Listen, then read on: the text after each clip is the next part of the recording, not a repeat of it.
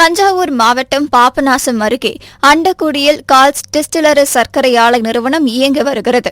இந்த நிறுவனத்திற்காக தருமபுரி கோஆபரேட்டிவில் இருந்து சர்க்கரை ஆலைக்கு தேவையான மொலாசஸ் பொருளை ஏற்றிக்கொண்டு லாரி ஒன்று வந்து கொண்டிருந்தது. அப்போது லாரி அண்டக்குடி பகுதிக்கு வந்தபோது ஓட்டுநரின் கட்டுப்பாட்டை இழந்து பருத்தி வயலில் கவிழ்ந்து விபத்திற்குள்ளானது. இதனால் வயல் முழுவதும் சுமார் 32,000 லிட்டர் மொலாசஸ் கொட்டியது. மேலும் அப்பகுதியிலிருந்து மின்சார கம்பம் முறிந்து வயலில் விழுந்தது. இதனை அடுத்து சம்பவ இடத்திற்கு விரைந்து வந்த மின்சார ஊழியர்கள் மின்சாரத்தை உடனடியாக துண்டித்தனர். விபத்து நடந்த இடத்தில் பள்ளம் ஒன்று மூடப்படாமல் இருந்ததே விபத்திற்கு காரணம் என கூறப்படுகிறது.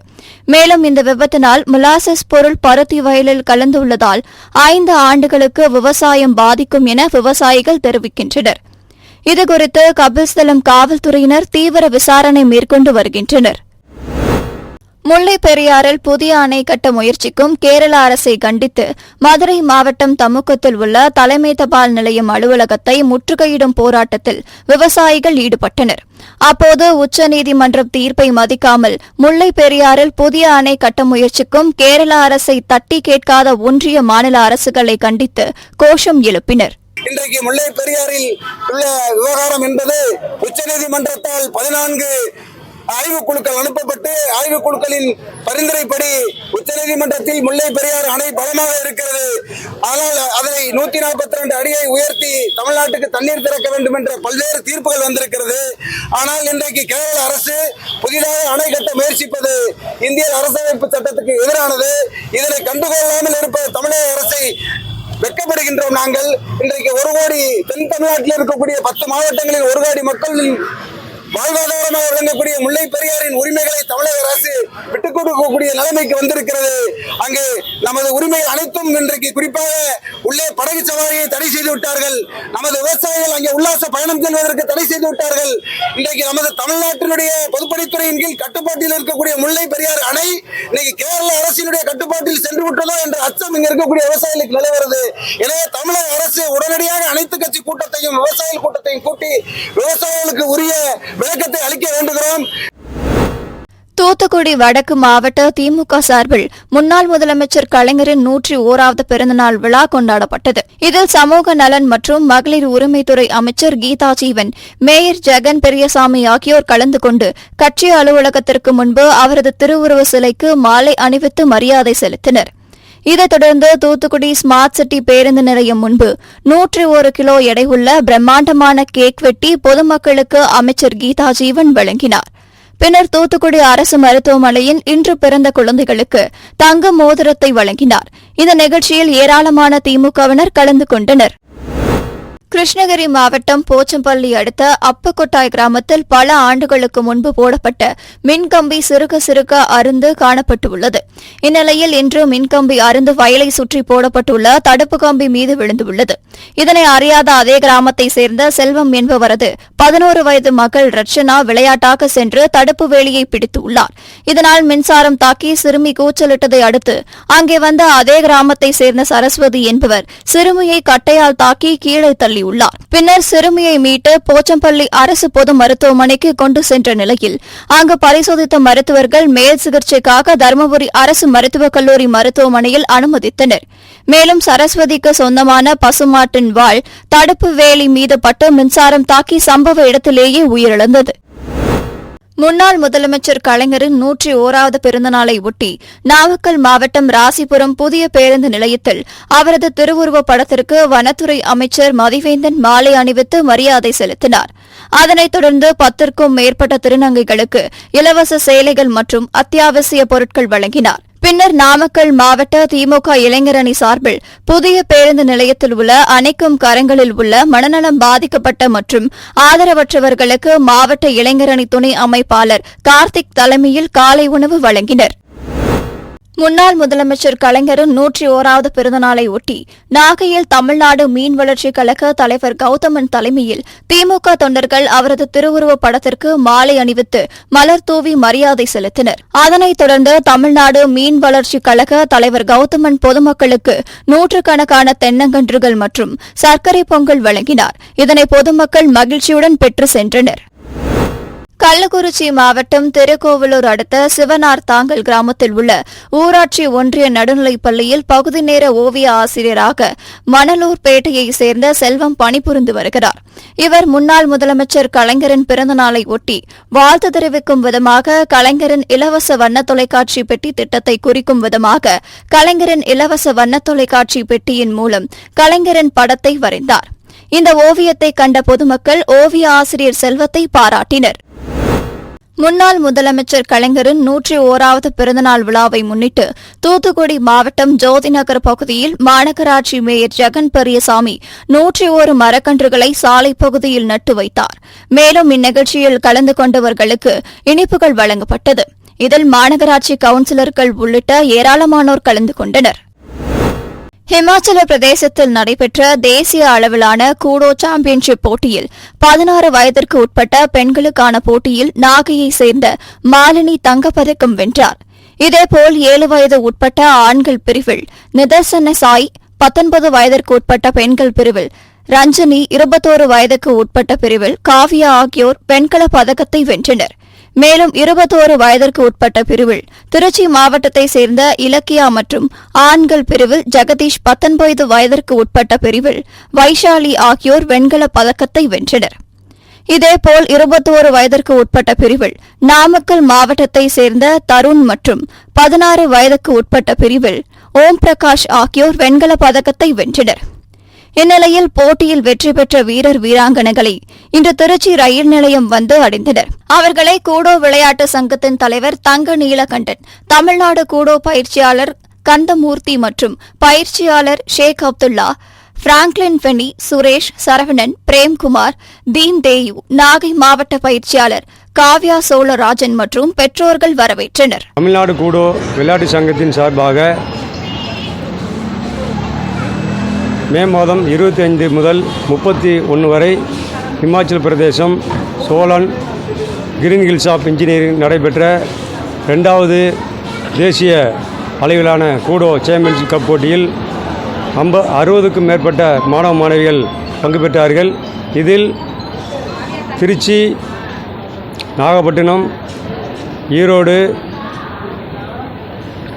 காஞ்சிபுரம், நாமக்கல், கோயம்புத்தூர் போன்ற மாவட்டங்களிலிருந்து வீர வீராங்கனைகள் இதில் பங்கு பெற்றார்கள். இதில் 3 தங்கம், 6 வெள்ளி, 14 வெண்கலப் பதக்கம் பெற்று தமிழகம் மிகச்சிறந்த இடத்தில் இருக்கிறது. மேலும் இந்த போட்டியில் வெற்றி பெற்ற வீராங்கனைகள் ஏசியன் சாம்பியன்ஷிப் கப்பில் தேர்வு பெற்றுள்ளார் என்பது குறிப்பிடத்தக்கது.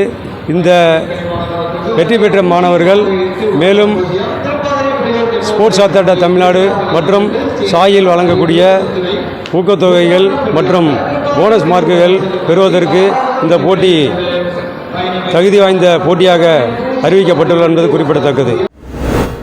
மதுரை மாவட்டம் அவனியாபுரம் திருப்பரங்குன்றம் சாலையில் தருண் ஆயுஷ் மருந்தகம் திறப்பு விழா மற்றும் இலவச மருத்துவ முகாம் நடைபெற்றது. தோப்பூர் அரசு மருத்துவமனை மண்டல மருத்துவ அலுவலர் காந்திமதிநாதன் மற்றும் ராமச்சந்திரா கண் மருத்துவமனை மருத்துவர் சீனிவாசன் ஆகியோர் தலைமையில் நடைபெற்ற இம்முகாமில் அரசு ராஜாஜி மருத்துவமனையின் ஓய்வு பெற்ற டீன் ரத்தனவேல் சிறப்பு விருந்தினராக கலந்து கொண்டு முகாமை துவக்கி வைத்து சிறப்பித்தார். இதில் அப்பகுதி மக்கள் ஏராளமானோர் கலந்து கொண்டு சிகிச்சை பெற்று பயனடைந்தனர். கிருஷ்ணகிரி மாவட்டம் போச்சம்பள்ளி பேருந்து நிலையத்தில் திமுக சார்பில் முன்னாள் முதலமைச்சர் கலைஞரின் 101வது பிறந்தநாள் விழா கொண்டாடப்பட்டது. இதில் போச்சம்பள்ளி ஊராட்சி மன்ற தலைவரும் திமுக ஒன்றிய செயலாளருமான சாந்தமூர்த்தி கலந்து கொண்டு கலைஞரின் திருவுருவப் படத்திற்கு மாலை அணிவித்து மலர் தூவி மரியாதை செலுத்தினர். பின்னர் பொதுமக்களுக்கு இனிப்புகள் வழங்கினர். இதில் கட்சியின் நிர்வாகிகள், உறுப்பினர்கள், பொதுமக்கள் என ஏராளமானோர் கலந்து கொண்டனர். மதுரை மாவட்டம் உசிலம்பட்டி அருகே கல்லூத்து கிராமத்தைச் சேர்ந்தவர் பிரபுநாதன். இவரது இல்ல விழா மேயனம்பட்டி அருகே உள்ள தனியார் மண்டபத்தில் நடைபெற்றது.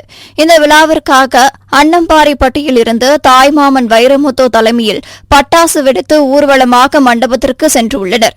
அப்போது கருப்புக்கோவில் அருகே வந்தபோது பட்டாசு ஊர்வலத்திற்குள் வெடித்ததில் ஊர்வலத்தில் வந்த 2 சிறுமிகள் உட்பட 8 பேர் படுகாயமடைந்தனர். இதனையடுத்து காயமடைந்தவர்களை அக்கம் பக்கத்தினர் மீட்டு உசிலம்பட்டி அரசு மருத்துவமனைக்கு அனுப்பி வைத்தனர். இதுகுறித்து தகவல் அறிந்து வந்த உசிலம்பட்டி போலீசார் இல்ல விழா நடத்தியவர்கள், பட்டாசு வெடித்தவர்கள் என 10க்கும் மேற்பட்டோரை காவல் நிலையம் அழைத்து வந்து இவ்விபத்து தொடர்பாக விசாரணை மேற்கொண்டு வருகின்றனர். தருமபுரி மாவட்டம் பென்னாகரம் பழைய பேருந்து நிலையம் பகுதியில் மொபைல் கடை செயல்பட்டு வருகிறது. இந்த கடையில் மொபைல் உதிரி பாகங்கள் வழங்குவதும் சர்வீஸ் செய்து தருவதும் மேற்கொண்டு வந்தனர். இந்நிலையில் இன்று அதிகாலை கடையிலிருந்து கரும்புகை வெளியேறி கடை முழுவதும் தீப்பற்றியுள்ளது. இதனை அடுத்து பென்னாகரம் தீயணைப்புத் துறையினருக்கு தகவல் தெரிவித்ததன் பேரில் சம்பவ இடத்திற்கு வந்த தீயணைப்புத் துறையினர் தீயை அணைத்து கட்டுப்படுத்தினர். இந்நிலையில் கீழ்த்தளத்தில் பற்றிய தீ தரைத்தளத்தில் உள்ள கடையிலும் தொடர்ந்ததால் 2 கடைகளும் எரிந்து நாசமானது. இதனால் 10 லட்சம் ரூபாய் முதல் 20 லட்சம் ரூபாய் வரை மதிப்பீட்டான பொருட்கள் எரிந்து நாசமாகின. மேலும் இந்த விபத்து குறித்து பென்னாகரம் போலீசார் வழக்கு பதிவு செய்து மின்கசிவின் காரணமாக தீப்பற்றியதா அல்லது சர்வீஸுக்கு வந்த மொபைல் பேட்டரி வெடித்து தீப்பற்றியதா என விசாரணை மேற்கொண்டு வருகின்றனர். தூத்துக்குடி மாவட்டம் கோவில்பட்டி கிருஷ்ணா நகரில் உள்ள செயற்கை புல்வெளி ஹாக்கி மைதானத்தில் கடந்த மாதம் 24ஆம் தேதி முதல் அகில இந்திய ஹாக்கி போட்டிகள் நடைபெற்று வந்தது. இதில் இந்தியாவின் பல்வேறு மாநிலங்களிலிருந்து புகழ்பெற்ற 16 அணிகள் கலந்து கொண்டன. லீக், காலிறுதி, அரையிறுதி என்று 10 நாட்களாக நடைபெற்ற இந்த போட்டியின் இறுதி ஆட்டத்தில் Bhopal national centre of excellence அணியும் புவனேஸ்வர் நிஸ்வாஸ் அணியும் மோதின. இதில் 3-1 என்ற கோல் கணக்கில் Bhopal national centres of excellence அணி வெற்றி பெற்று சாம்பியன் பட்டத்தை தட்டி சென்றது. இதில் கலந்து கொண்ட KR கல்வி நிறுவனத்தின் தாளாளர் அருணாச்சலம் சாம்பியன் பட்டம் வென்ற அணிக்கு கோப்பை மற்றும் பரிசுத் தொகையை வழங்கினார். விழுப்புரம் மாவட்டம் செஞ்சி 4 முனை சந்திப்பு, அப்பம்பட்டு, காரை ஆகிய பகுதிகளில் திமுக சார்பில் செஞ்சி ஒன்றிய பெருந்தலைவர் விஜயகுமார், செஞ்சி பேரூராட்சி மன்ற தலைவர் முக்தியார் மஸ்தான் ஆகியோர் ஏற்பாட்டில் முன்னாள் முதலமைச்சர் கலைஞரின் 101வது பிறந்தநாள் வெகு விமர்சையாக கொண்டாடப்பட்டது. இதில் சிறுபான்மையினர் நலன் மற்றும் வெளிநாடு வாழ் தமிழர் நலத்துறை அமைச்சர் செஞ்சி மஸ்தான் கலந்து கொண்டு கலைஞரின் திருவுருவப் படத்திற்கு மாலை அணிவித்து மலர் தூவி மரியாதை செலுத்தினார்.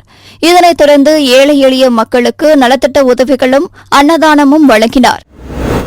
நீலகிரி மாவட்டம் குன்னூர் மவுண்ட் ரோடு அண்ணா சிலை அருகே முன்னாள் முதலமைச்சர் கலைஞரின் 101வது பிறந்தநாள் விழா கொண்டாடப்பட்டது. இந்நிகழ்ச்சியில் சுற்றுலாத்துறை அமைச்சர் க. ராமச்சந்திரன் மற்றும் மாவட்ட கழக செயலாளர் ப. முபாரக் ஆகியோர் கலந்து கொண்டு அவரது திருவுருவப் படத்திற்கு மலர் தூவி மரியாதை செலுத்தினர். சிவகங்கை மாவட்டம் திருப்புவனம் அருகே மடப்புரத்தில் ஸ்ரீ பத்ரகாளியம்மன் கோவிலுக்கு சாமி தரிசனம் செய்வதற்காக திருப்பத்தூர் அருகே பிரான்மலையில் இருந்து ஒரு குடும்பத்தினர் உறவினர்களுடன் வேனில் வந்துள்ளனர்.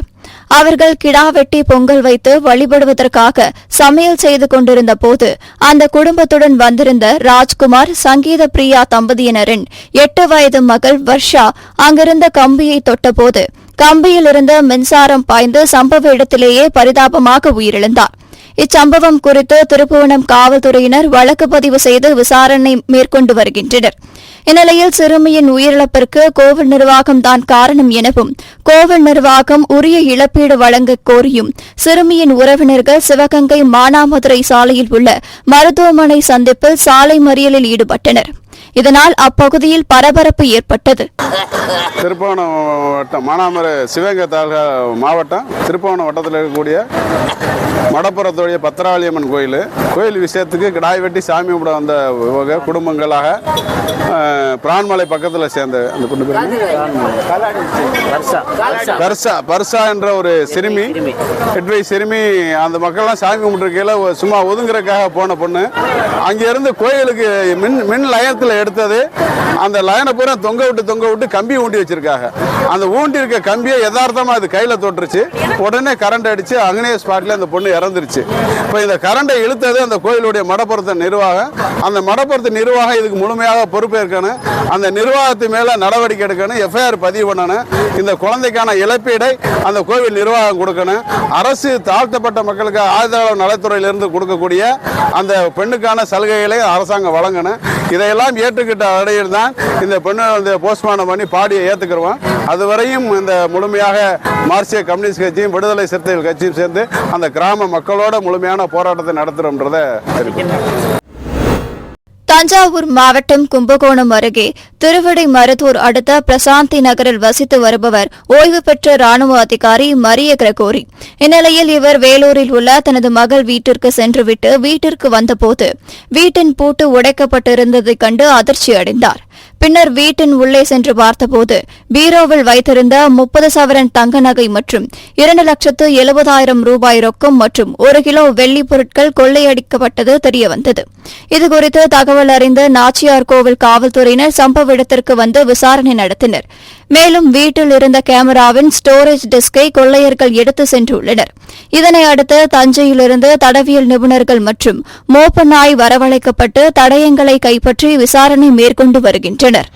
இந்திய ராணுவத்தில் 12 வருஷம் பணிபுரிந்து ஓய்வு பெற்று வீட்டு வந்துட்டேன், விருப்ப பெற்று. நான் காரைக்காலோடு பிரசாந்தி நகர் முதல் தெருவில் வசித்து வருகிறேன். என் பொண்ணை பார்க்குறதுக்காக 30ஆம் தேதி காலையில் நானும் என் பையன் மனைவி 3 பேரும் எனது சொந்த காரில் நாங்கள் வேலூருக்கு போயிருக்கோம் பாப்பா பார்க்குறதுக்கு. பார்த்து நேற்று 2ஆம் தேதி இரவு நைட்டு 12:30 மணிக்கு வந்து பார்க்கும்பொழுது எனது வீடு உடைக்கப்பட்டு எனது வீட்டில் இருந்த 30 பவுன் நகை, 2,70,000 ரொக்கம் மற்றும் வெள்ளி நகைகள் திருடப்பட்டிருந்தது. உடனடியாக காவல்துறை நாச்சியார் அவர்களுக்கு நான் மனு கொடுத்துள்ளேன். கிருஷ்ணகிரி மாவட்டம் ஓசூர் தாலுகா அலுவலகம் அருகே உள்ள அண்ணாசிலை பகுதியில் திமுக சார்பில் ஓசூர் மாநகராட்சி மேயர் சத்யா தலைமையில் முன்னாள் முதலமைச்சர் கருணாநிதியின் 101வது பிறந்தநாள் விழா கொண்டாடப்பட்டது. இதில் அலங்கரித்து வைக்கப்பட்டிருந்த கருணாநிதியின் திருவுருவப் படத்திற்கு மேயர் மற்றும் துணை மேயர் உள்ளிட்ட திமுக நிர்வாகிகள் மலர்தூவி மரியாதை செலுத்தினர். இதனைத் தொடர்ந்து அவ்வழியாக சென்ற பொதுமக்கள் மற்றும் வாகன ஓட்டிகளுக்கு இனிப்புகள் வழங்கப்பட்டது. திருவண்ணாமலை மாவட்டம் செங்கம் நகர திமுக அலுவலகத்தில் செயலாளர் அன்பழகன் ஏற்பாட்டில் முன்னாள் முதலமைச்சர் கலைஞரின் 101வது பிறந்தநாள் விழா கொண்டாடப்பட்டது. இதில் செங்கம் சட்டமன்ற உறுப்பினர் கிரி சிறப்பு அழைப்பாளராக கலந்து கொண்டு கலைஞரின் திருவுருவப் படத்திற்கு மலர் தூவி மரியாதை செலுத்தினார். இதனைத் தொடர்ந்து செங்கம் புதிய பேருந்து நிலையம் வளாகத்தில் சட்டமன்ற உறுப்பினர் கிரி 1000 பேருக்கு அன்னதானம் வழங்கினார். இதில் திமுக நிர்வாகிகள் பலர் கலந்து கொண்டனர்.